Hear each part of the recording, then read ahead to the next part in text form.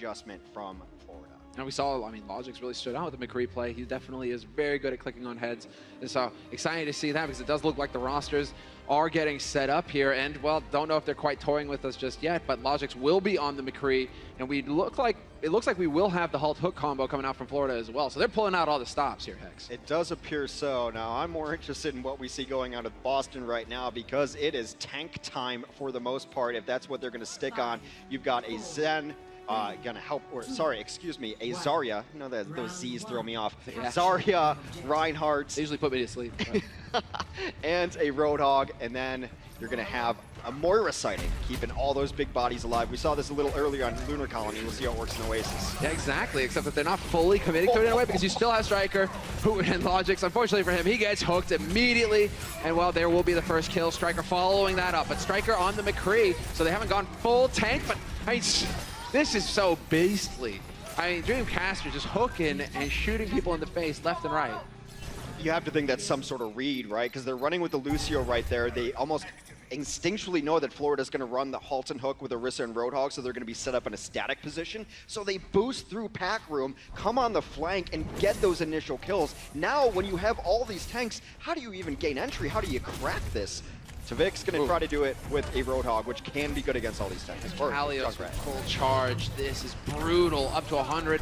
I mean, full energy on the Zarya just means that she is dealing so much damage. You can see her just hunting down Manitin right now, really pouring on the pressure. And then, of course, you can switch over to the grenades and start doing AoE damage as well. Tavic has something to say about it, though, too. He's got a Tire that came in and took down Nako, so that is a lot of their healing down. And then he straight up jumps onto Zupe, who gets taken out as well. So I think we can confidently say that we have our answer. Yeah. Sick Riptire. Yeah. Don't die to the Zarya. And just proceed to roll over everything in sight. Yeah, Tavic was able to kill both supports. And it's as simple as that in Overwatch. If you don't have any healing, you know, everyone's heard that, I need healing. Well, it's kind of important to the game to need healing. And he was able to take down Nako and Kelix there. But I don't see a Genji in the game, man. I don't know. You know, the I need healing. I feel like that's always the spam. Never mind. Okay, we're going to have the Graviton coming through. And already to pick another Tire, and again drops both support players. This time, however, Boston have got kills of their own, and so we'll see if they're able to follow up and regain control of this point. And it does look like it. They were able to turn it in their favor, despite Tvic's best efforts. So Kalios with the final frag there on Manitin. But Manitin did manage to hold on to his whole hog, so we'll see when he decides to go for that. And we do have the Valkyrie in play here on Zebasai. And there's no mercy on the other side of things for Boston, so they're not going to have resurrection mechanics. Although Boston reaching a tipping point of their own, because now you have it to the point of the game where you can start staggering Earth Shatter into Grav, into Earth Shatter into Grav every single fight. And if you can find value with those ultimates, you're winning team fights. They need to be careful here. Not wanting to overextend, and as I say it, they do get the hook, but it's still Kalios. Doesn't matter. Manages to get the kill on Manitin before Manitin can do the damage. Zebasai will be there to pick up Manitin once again, though, and I'm liking it here from Striker, being very aware of his positioning, does not want to get too far in there, wants to stay back and just use the Peacekeeper to put the shots in.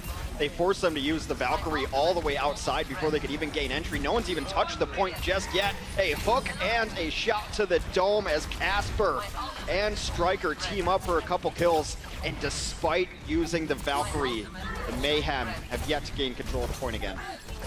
At least he has held on to it, but right now they are going to give ground once again, just making sure not to overextend. That's so important. Another hook landed by Dreamcasper. This man is a menace. Somebody's got to shut him down or at least take his bait away so he stops catching things, because right now the overtime wick is burning, and at least Florida Mayhem have somewhat, at least a little bit of presence here on the point. Logic's in the back line putting those shotguns to use.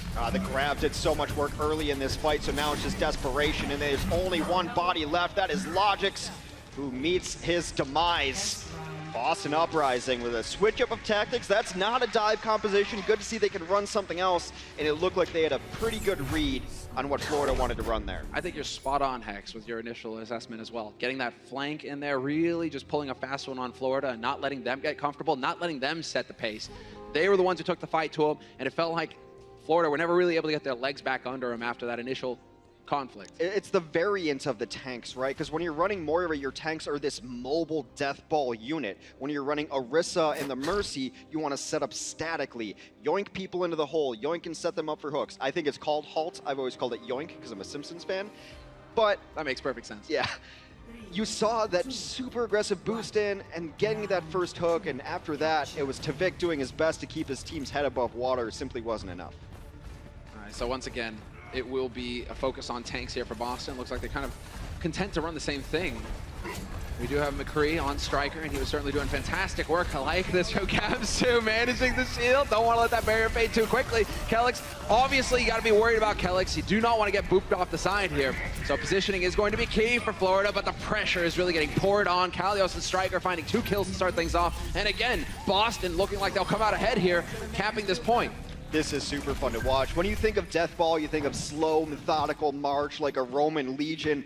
They are just ramping it up. This is a Death Ball on high octane. They're going after it, and it is fun to watch.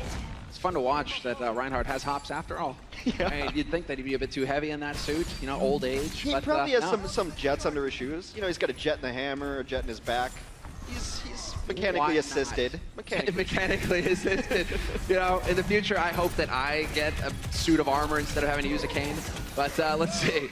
Dream Casper looking for the hooks in the back line, and he has spotted out Logix again. Turns out you got to do it the other way around, and sure enough, first pick for him.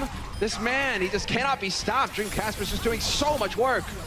It seems like a little bit of lack of coordination here because Tavik's all alone while the person you want to be behind is your Reinhardt, who is up swinging away. They have to burn Valkyrie here, but it only brings them back to even 6v6. Got to get some kills. They get grabbed. The whole hog comes in, but the shields are up. And the shield is up, but it's not going to last long against the whole hog. That thing pours out so much damage so quickly. And I love the detail as well. Getting the hook on the Reinhardt, dropping the shield as Striker uses the Deadeye. Nowhere to hide. Gets the kill. Right now, Boston are doing a fantastic job.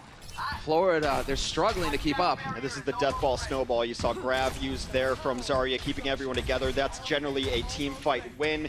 Next is going to be Earthshatter. Can they block it? On the other side of things, Manitin is going to be the man to watch as he's got a Graviton of his own to use. So once again, they're trying to stay strength in numbers here, Florida. They're trying to stick together, and that's exactly what you want to see. You want to play around that Rhine and the barrier, the protection that it will give you, and there we go. The grab coming out, and this is going to be the big opportunity. We, of course, have Moira just pouring healing in there, and the Coalescence perfectly timed. Nobody dies. Florida unable to get a single kill. Coalescence, one of the better defensive support ults in the game, especially when you get grabbed. Moira can get out of grab. She's one of the only heroes in the entire game now which can escape a Graviton. Keeps everyone alive with that healing and that Coalescence. They didn't get exactly what they're looking for, and Zebo will fall to Moira. The flex support flexing on offense. Naiko, man, he is a true force of nature. This is unbelievable.